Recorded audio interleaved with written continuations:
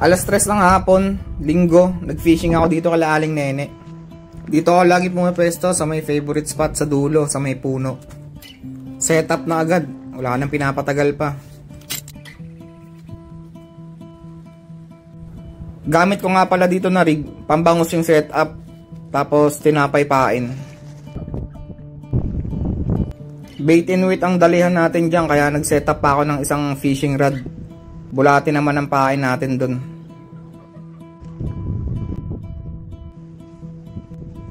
Sa likod ko nga pala may bakod dyan. May naririnig kasi akong tumitilamsik kaya trinay ko. Pinukulan ko kaya eto na yung nangyari.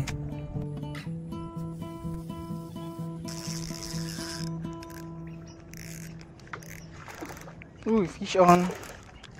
Laki! Mamaw! Pla-pla. Kago.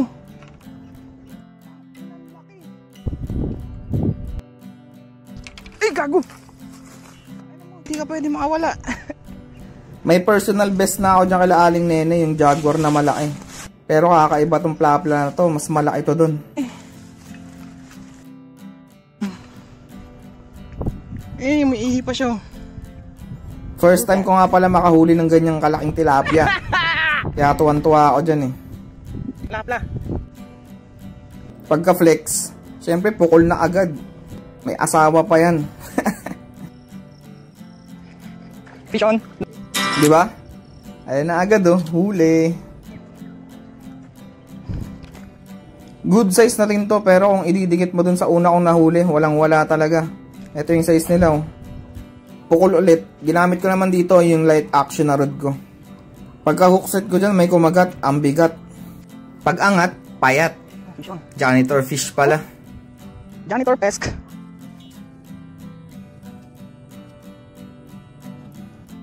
Damn.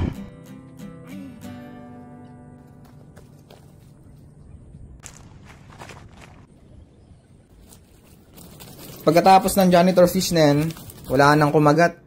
May mga nagda-dive kasi na ibon dyan. Kumakain sila. Kaya hinayaan ko na lang sila, kumain na lang din ako. At nag-relax.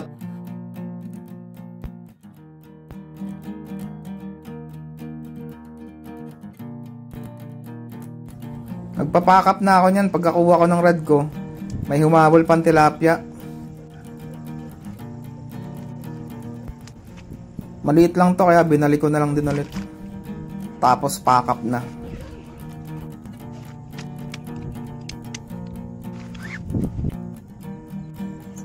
Habang naglalakad ako dyan papuntang entrance, tinitingnan ako ng mga tao kasi ang laki ng huli ko.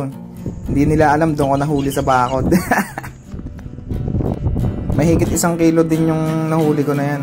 Ayan no. Tapos rekta ihaw. Bagang!